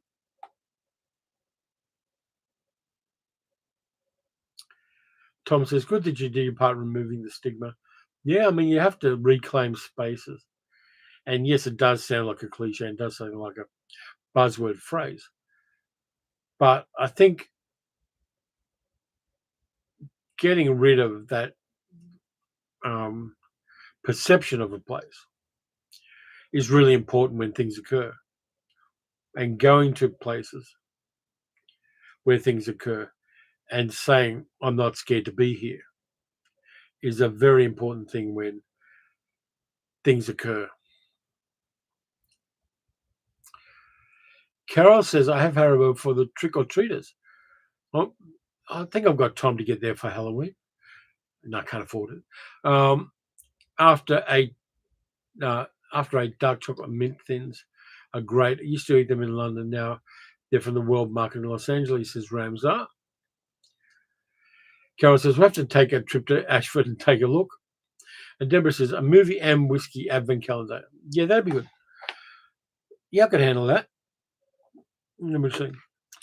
I'd just settle for an advent calendar, which is a mini bar full of Suntory highballs and a bunch of movies on top of it. That'd work for me. That'd be a lot of fun. But yeah, like I said, when I drink alcohol, I drink for taste. So little bottles of whiskey are good for that. I could just, have a dram of whiskey, maybe get 2 nights out of a small bottle and just savor it. Occasionally I do that. I'll either get a gin, and I usually drink gin and ice in the summertime, or I'll get my bottle of pastis, or I'll get a whiskey if I can. And it lasts a long time because I just drink basically a shot glass of it and sip what I've got. And if it's gin, I'll just pour some into a glass with ice in the summertime. Roger says, film advent calendar sounds great. I do. Ending with what Christmas film? Wonderful Life. Not too early to mention Christmas. What Christmas film would I get? Silent Partner with Elliot Gould and Christopher Plummer. That's set at Christmas. I don't really do the schmaltzy Christmas thing, but movies set at Christmas. A couple of years ago, I saw Die Hard in the cinema for the first time in the Christmas season, and that was a lot of fun with a lot of people who are a lot younger, and they either haven't seen Die Hard on a big screen like I hadn't, or they'd never seen Die Hard, and that was a fun experience. Franny says to Roger, best to wait until Goth Christmas is past. Yeah, I like Goth Christmas. I think this year I'm going to avoid being the churl who reminds very devoted Christians that the holiday was basically pinched by Christianity for political reasons. I'm not going to do that this year. I'm just going to go with the things I really like are bracketing Christmas, which is Halloween. A lot of fun. Get to be goofy, get to be silly, get to watch a lot of cool movies. And New Year's. Because I like the idea of having a certain moment in time when a year rolls over and we use it in our minds as an opportunity to try to be better and try to do better and to have positive wishes for the future. There's something about New Year's that I like for that reason. And that we remember that the future is possibilities as much as it is perils. And that just suits me very, very nicely. Votre santé. Deborah says, after run away, lovely beach chat. All the best to me and Sally. I hope you're both okay with all the shit going on. We'll get there, Deborah, and I'll talk to you on Facebook occasionally. Thanks for being part of the live stream. Rug up and do what you got to do. Paul 182 says, if you can track down 8-Bit Christmas, it's a fun, low-budget, sugary Christmas movie. There's also Anna and the Apocalypse, which is a Christmas zombie musical. I've got a copy of that too, and I could use that as well because Christmas zombies, that's got to at least intrigue people as a possibility. And Anna and the Apocalypse works for that reason. I've got about 15 minutes left. Anything anybody wants to ask or say or recommend? My tummy is rumbling, so I'm going to have to get something to put into it later. I'll write down 8-Bit Christmas while I'm here. Yep.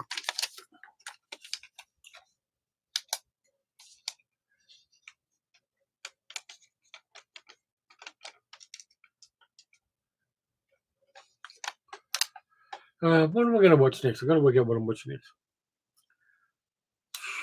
I actually started to watch a movie when the power went out after the tornado passed. So I've probably got to watch the rest of Come Back Charleston Blue, the second of the Coffinette and Gravedigger movies.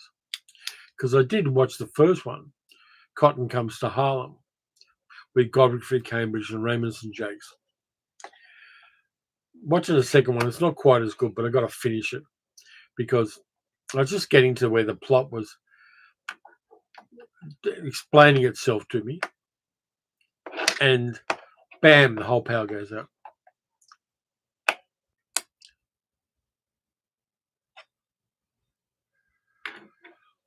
Portland 182 says fish story. You corrected yourself there. Tom says, what do I usually eat for breakfast? It varies. Normally I'll go with some muesli, but if we're out and about, I can go anything from a croque madame to avocado on toast always hits. Or occasionally, if we're brunching, I'll get a bacon, lettuce, avocado, and tomato toasted sandwich because there's a place locally that does really good sandwiches like that. Or they do a Turkish breakfast too, where you get like 65 things on a plate in little bowls, and they're all Turkish breakfast foods. And if you share it with somebody else, it's just enough for breakfast. You get like dates and dried fruits. You get a little bit of egg. You get some sucuk sausage, some yogurt, lots of good stuff like that. That's a really nice breakfast. Friday says, I think you need to do the alternative film advent calendar for December, a short recommended video each day. That's not entirely a bad idea, Friday, because I can record a bunch of them in a row and then just release them each day. Okay, let me just get my pen because that is a brilliant idea, Friday. Yep. And the pen stops, Friday.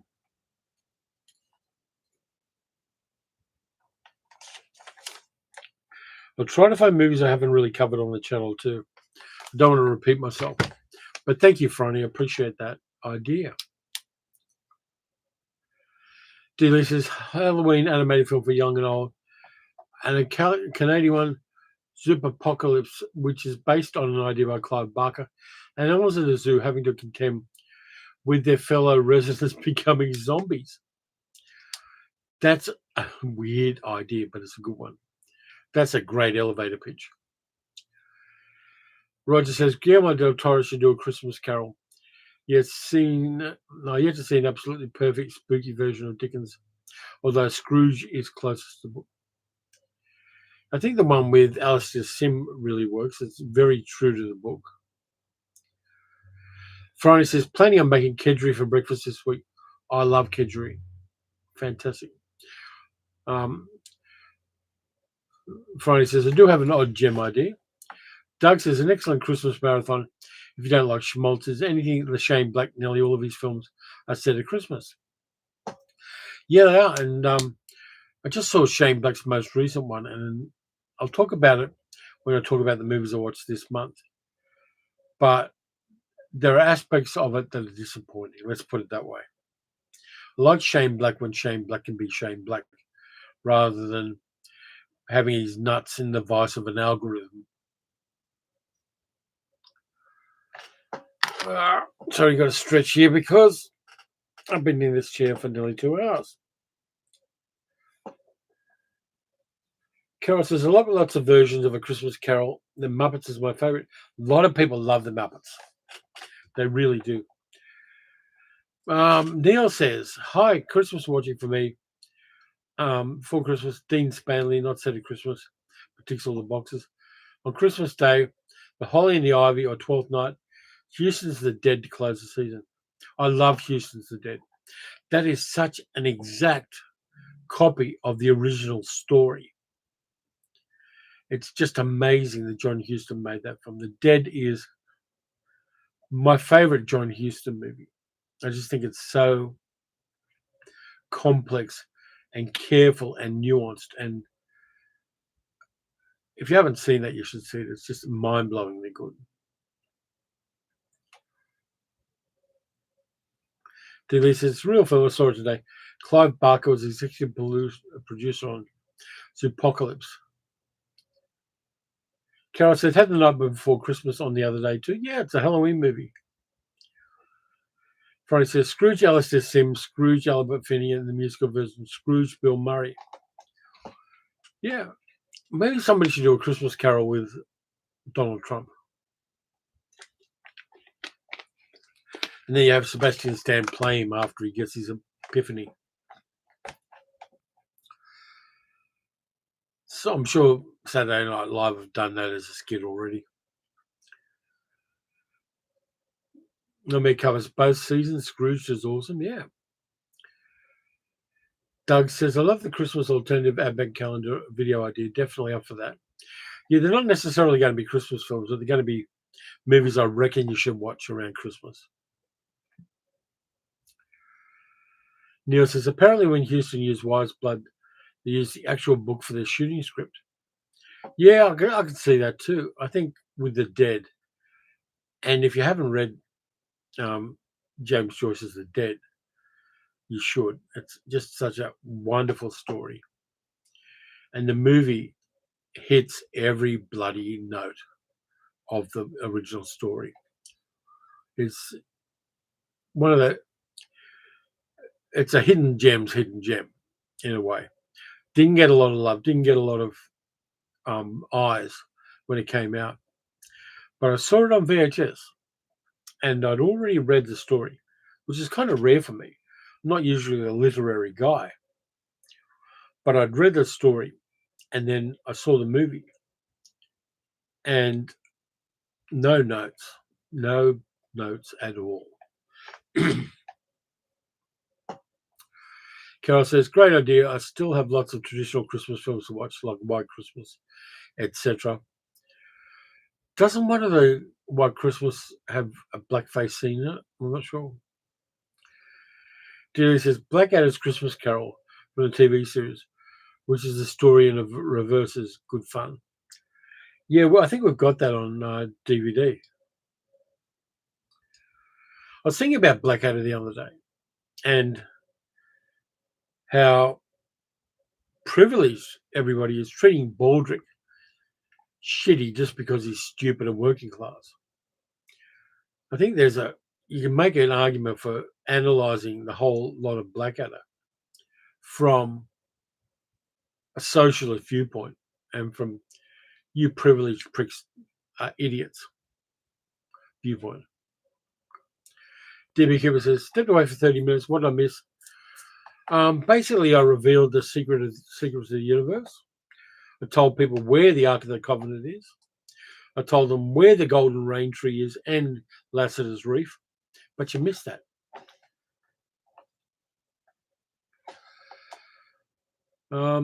Christmas Carol with Trump and her, that does sound terrifying. The Ghost of Christmas Futures. I shudder to think. Yeah, there's some thoughts there, but I don't want to steer the last few minutes in that particular direction, so I apologise, Roger. Carol says, I've listed the films I've watched and one still to go. Yeah, I've actually stayed up. I promised myself I'd watch a movie a day for this year, and I'm about 15 movies ahead at the moment, which is good, in spite of all the ructions happening in my life. I still stayed ahead of the game, and I will continue to. But I think it's been an interesting year for cinema, to be honest with you. And yes, not everybody agrees. One of the things with the channel that I find challenging, not it doesn't piss me off, but I find it challenging, is a certain amount of the people who watch the channel only want nostalgia. They just want the buttons that were pressed when they were 8 years old to be pressed again. And I think that's a trap. I think, yeah, fair enough. I love the movies I watched as a kid. I watched Thief of Baghdad in 1941 on TV as a kid and loved it and scared me. And Sabu climbing up the statue at the top of the world while giant spiders were menacing him. Loved all of that. But I also love new films. I watched one battle at a time. And I love that. And I watch new movies. I watch The Substance, and I love that. I like watching a bit of everything. And I think nostalgia is a trap. It just, you're chasing the same buzz you got as an 8-year-old watching that film, whatever that film is for you. And you're never going to. You're never going to have the same thrill that you had as an 8-year-old, as a whatever age you are person now. You're not going to get that same buzz from that same movie. But you can get it from new things you see, things you've never seen before. Me watching 5 years ago, Cleo from 5 to 7, Agnes Varda's movie, I got that buzz. I got, shit, I learned something new about cinema. Shit, I enjoyed that movie. It tells me a story I haven't heard before, from a viewpoint I haven't heard before. And it's incredibly satisfying. That's how you get that nostalgic buzz. You get it from new things. You don't get it from old things. That trigger is still there, and it's still deep inside all of us. But it ain't from the nostalgia. That's a false trail that your brain leads you to. It comes from the new stuff. It comes from things you've never seen before. It comes from movie cultures you've never explored before. It comes from actors and directors and editors and everything who are just now hitting their stride. So that's my bit on nostalgia. Yeah, D-Lee, JFK was killed, as we know, by the royal family because they're lizard people. Franny says, Blackadder Series 1 was smarter. Baldrick is the smart one. Blackadder the idiot. It changes when Ben Elton started writing season 2 onwards. Yeah, absolutely. Carol says, yeah, I agree. Smart Blackadder is better. The Asian film House gave me a feeling I experienced something new. Is that Houseu?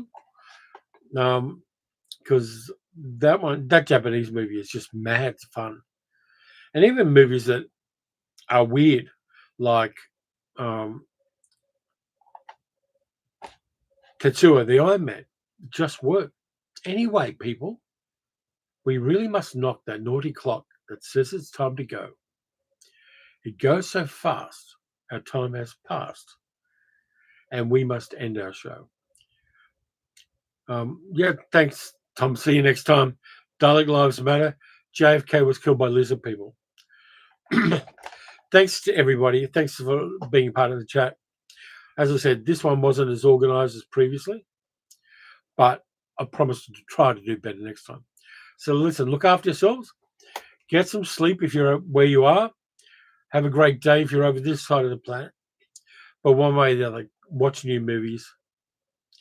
Just don't enjoy nostalgia, but don't let it trap you.